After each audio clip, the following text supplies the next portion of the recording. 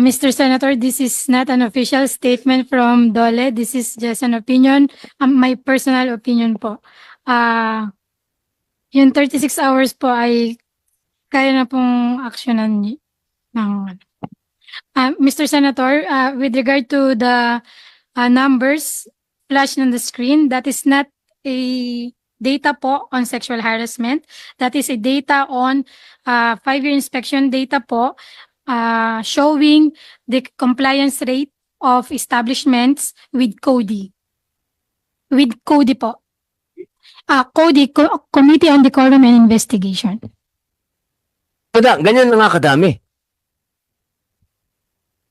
Ano po ito, sir?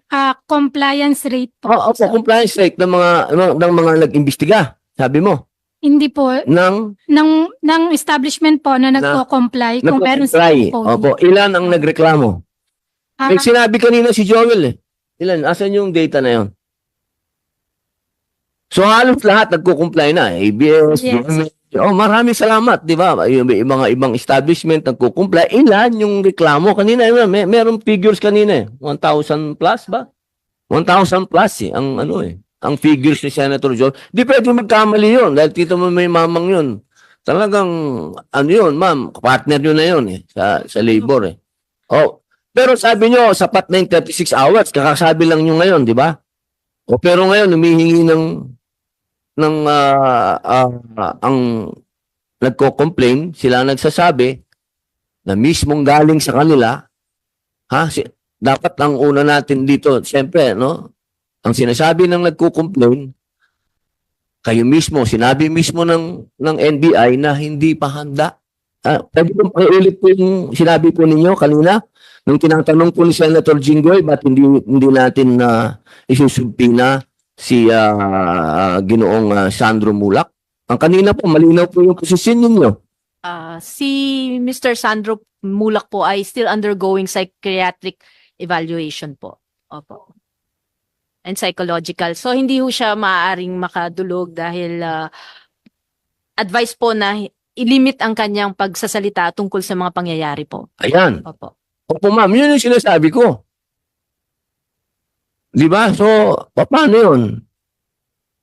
Ibig sabihin na hanggang ganito ang sitwasyon natin dahil sinasabi ng batas na hindi, pag lumagpas sa 36 hours, okay na lang. Ano lang dun, magpaikot-ikot lang tong mga irereklamo natin.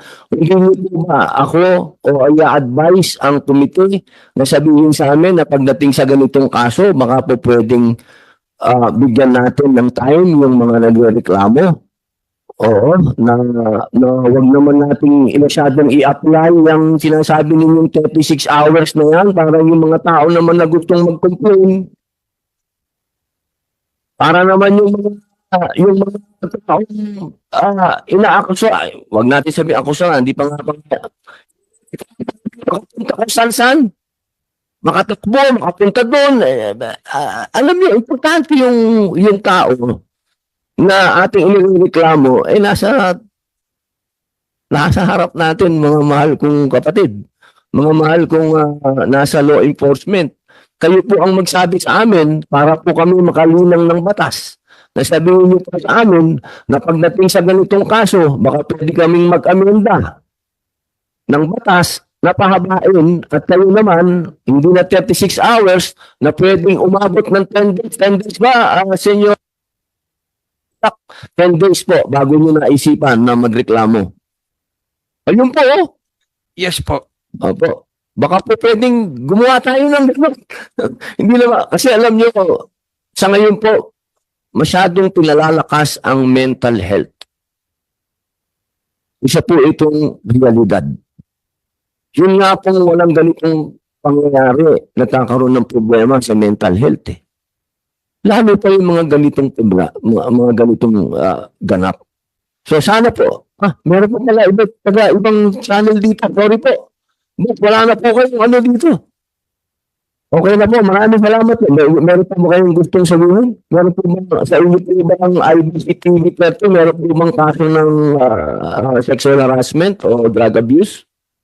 Mr. Chairman, I'm a keen observer of what you said. Opo. Ang masasabi ko lang ho, very simple.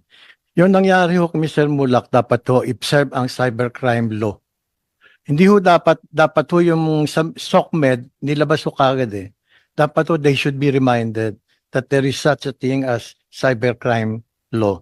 Pangalawa ho, dapat ho siguro ang mga talent scout, talent agencies, they have been incorporated. Ang talent scout po dapat po siguro professionalized. Pag-register ho sila para makita ho talaga ang tunay na pagkatao. Pangalawa ho, they can register and it's the Film Academy of the Philippines, which is semi-government, can handle it, or perhaps the MTRCB. That way you can cleanse the ranks. Pag hindi yun yung nilis ang ranks, so every time Dick and Harry na may mga sexual preferences, pwede yung sabihin, talent scout ako, pwede kitang gawing artista.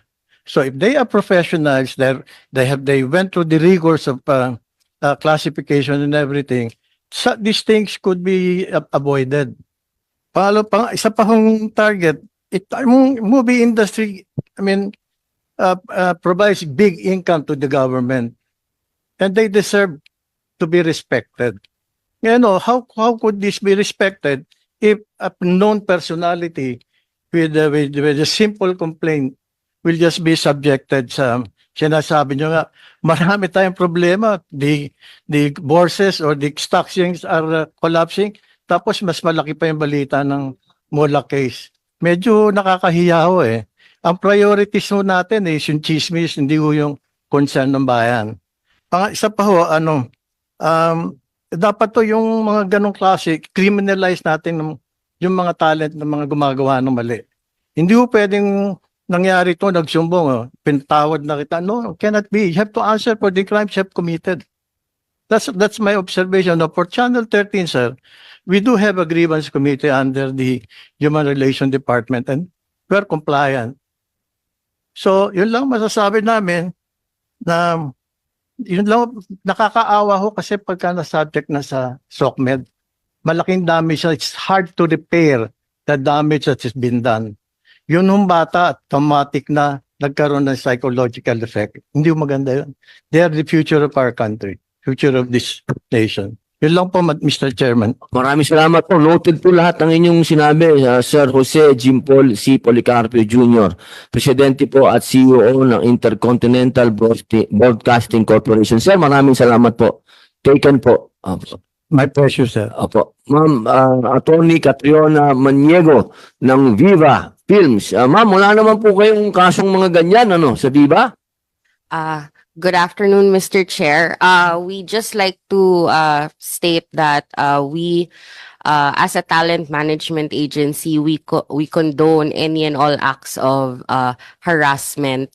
And on our part, as managers, it is our position that if any of our artists find themselves in such a situation, we will do everything in our power to assist and protect our artists in the protection of their rights and their dignity. So, ma'am, wala kayong ganyang kaso po na meron din po ba kayong yung mga inuutos po ng DOLE, kumpleto din po ang Viva? Meron din po kayong ganun? Yes, Mr. Chair, we have company policies.